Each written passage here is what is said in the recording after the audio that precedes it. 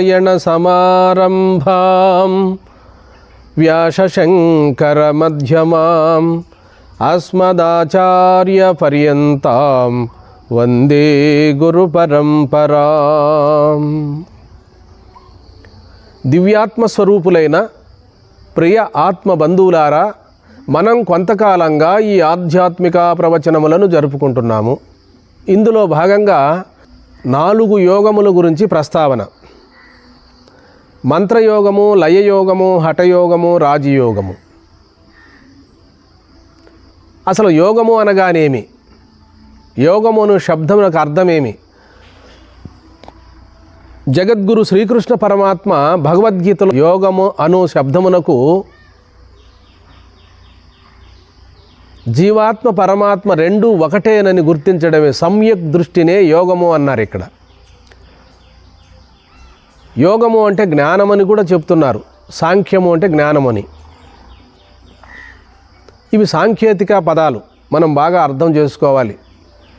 అయితే హఠయోగులు ఏమంటున్నారంటే యమము, నియమము, ఆసనము, ప్రాణాయామము, ప్రత్యాహార, ధ్యాన, ధారణ, సమాధి అంటున్నారు. ఈ అష్టాంగ యోగము చేస్తే తప్ప ఆత్మజ్ఞానము నిలవదు.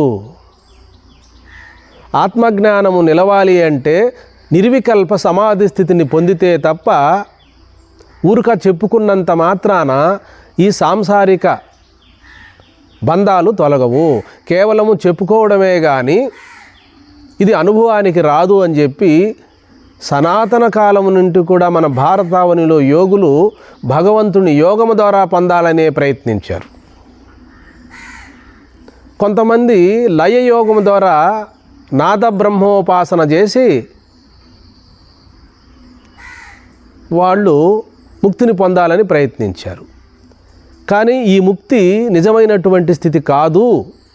ఏ రోజుటికైనా ఏనాటికైనా జ్ఞానం కలగాలి అని జగద్గురు శంకరాచార్యులు వారు వాక్య ప్రమాణం చేతనే ఆత్మజ్ఞానం కలుగుతుంది అంటున్నాడు. యోగులు చేసేటువంటి ధ్యానము పరిమితము, ఆత్మానాత్మ విచారణ చేసేటువంటి జ్ఞానులు చేసేటువంటి తత్వ విచారణ అపరిమితము. పరిమితమైన సాధనలతో అపరిమితమైన ఆత్మతత్వాన్ని పొందలేము. అందుకని ఇక్కడ మనకు జగద్గురు శంకరాచార్యులు వారు ఏమంటున్నారంటే వారి ప్రస్థానత్రయ భాష్యములో ఉపనిషత్తులు, బ్రహ్మసూత్రాలు, భగవద్గీత ఈ మూటినే ప్రస్థానత్రయ భాష్యం అన్నారు. అందులో మనకేం చెప్తున్నారంటే ఆంతరంగిక సాధనలు చెప్తున్నారు. శ్రవణము, మననము, నిధిధ్యాసనము ఈ 3 అంతరంగ సాధనలు. ఇవి చాలు ఆత్మజ్ఞానానికి. వీటి ద్వారానే మనకు ఆత్మజ్ఞానం కలుగుతుంది అని చెప్పి వేద ప్రమాణాన్ని, శృతుల ప్రమాణాన్ని మనకు అందజేస్తున్నారు. పూర్వం సనాతన కాలంలో కూడా చాలామంది ఒకరు యోగం గొప్పదంటే, ధ్యానం గొప్పదంటే, జపం గొప్పదంటే, పూజలు గొప్పవంటే అనేక రకాలుగా వైయక్తిక అనుభవాలను తీసుకొచ్చారు. వాళ్ళు ఎవరూ కూడా వేద ప్రామాణికాన్ని అంగీకరించలేదు. కాబట్టి శంకరాచార్యులు వారు ఏమంటారంటే వాక్య ప్రమాణం చేతనే ఆత్మజ్ఞానం కలుగుతుంది. అది ఏదో సాధన చేసి పొందబడేటువంటి అంశము కాదు. అది సిద్ధ వస్తువే కానీ సాధ్య వస్తువు కాదు. అది ముందే ఉండబడిన నీ స్వరూపము. కేవలం నువ్వు గుర్తించి తెలుసుకుంటే చాలు. సమ్యక్ దృష్టి, అంతేగాని ఇక వేరు లేదు అని చెప్పి శంకరాచార్యులు వారు తన రచనల్లో సాధనా రహస్యాలను, సూక్ష్మాంశాలను మనకు సమాజానికి బోధించారు. అందుకనే మనకు యోగం ఎప్పుడూ కూడా ఒక ఏకాంత ప్రదేశంలో ధ్యానం చేయమంటుంది, జపం చేయమంటుంది, పూజలు చేయమంటారు, ప్రార్థనలు చేయమంటారు.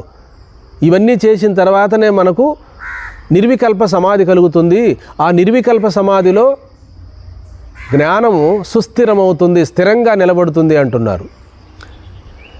ఆత్మానాత్మ విచారణ కొందరికి సులభంగా ఉంటుంది, కొందరికి కష్టసాధ్యంగా ఉంటుంది. కొందరికి యోగము సులభంగా ఉంటుంది, కొందరికి జ్ఞానము విచారించే ఆత్మతత్వం సులభంగా ఉంటుంది. అందుకని బుద్ధి కర్మానుసారిణి, ఎవరికి ఏ ఏ జన్మల్లో ఏమేమి చేసి ఉండామో కొందరికి యోగం రుచిస్తుంది, కొందరికి ఆత్మజ్ఞానం రుచిస్తుంది, సులభంగా ఉంటుంది. అందుకని యోగులంతా కూడా ధ్యానం చేసిన తర్వాత మరణించిన తర్వాత ముక్తి కలుగుతుంది అంటున్నారు. శంకరుల వారు ఏమంటున్నారంటే ముక్తికి మరణించవలసిన అవసరం లేదు, తానెవరో తెలుసుకుంటే చాలు, అదే ముక్తి, జీవన్ముక్తి అంటున్నారు. కాబట్టి ఇప్పుడుండే యోగాలలో మంత్రయోగము, లయయోగము, హఠయోగము, రాజయోగము, ఈ 4 యోగములు కలిసి ఉన్నదే క్రియాయోగము. ఏం స్వామి ఇంతవరకు మీరు ఆత్మానాత్మ విచారణ చెప్తూ ఆత్మజ్ఞానాన్ని ఎక్కువగా చెప్పారు, ఇప్పుడు యోగం కూడా చెప్తున్నారే అంటే అందరికీ అంత తాహత ఉండదు. అందరూ కూడా మహావాక్య విచారణ చేసుకొని పరిపూర్ణ బ్రహ్మము తానేననేటువంటి ఆ సామర్థ్యం ఉండదు. కనుక మనమేమిటి సనాతనమైనటువంటి ఋష్యాదులే యోగము చెప్పారు, ఆత్మ విచారణ చెప్పారు. అందుకనే అందరూ ఒకే స్థాయిలో ఉండలేరు. కనుక కొందరికి యోగాభ్యాసం చేసేటువంటి సంస్కారాలు ఉంటాయి. అందుకని యోగాన్ని గురించి కూడా ఈరోజు మనం ప్రస్తావన చేస్తున్నాం. ఈనాటి కాలంలో శాస్త్ర ప్రమాణమైనది క్రియాయోగం. క్రియా అనగా చెయ్యడం.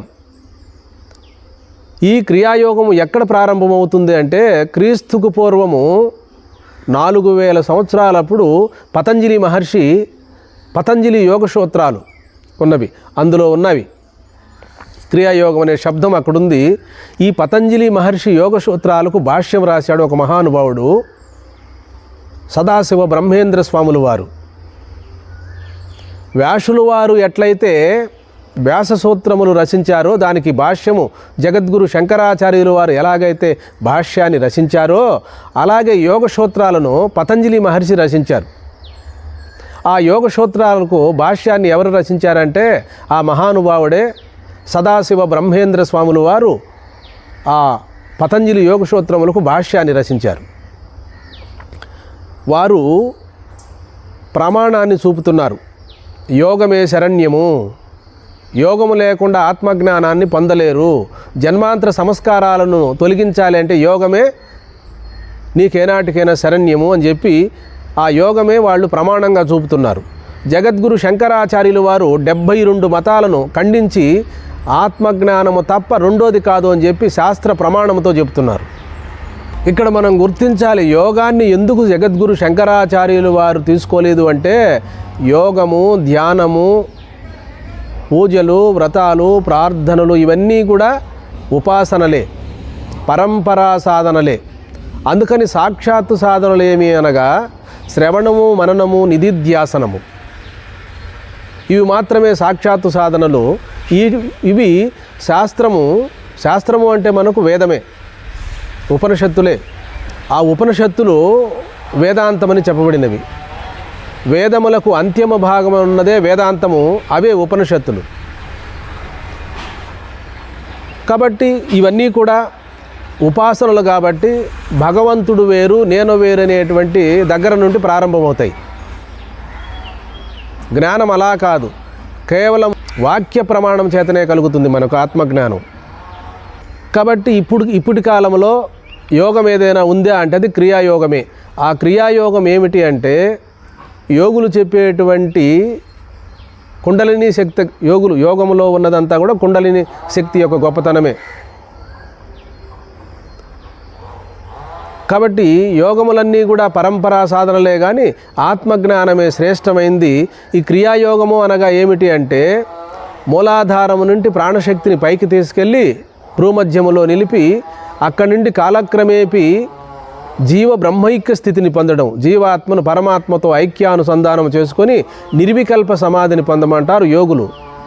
జ్ఞానులు ఆత్మయు పరమాత్మయు రెండూ ఒకటేనని సమ్యక్ దృష్టితో ఇక్కడే ఇప్పుడే సహజ జ్ఞానస్థితిని, సహజావస్థను పొంది సహజ సమాధి స్థితిని పొందుతారు. యోగులదేమో నిర్వికల్ప సమాధి, జ్ఞానులదేమో సహజావస్థ, సహజ సమాధి. సర్వే జనా సుఖినో భవంతు, లోకా సమస్తా సుఖినో భవంతు. హరి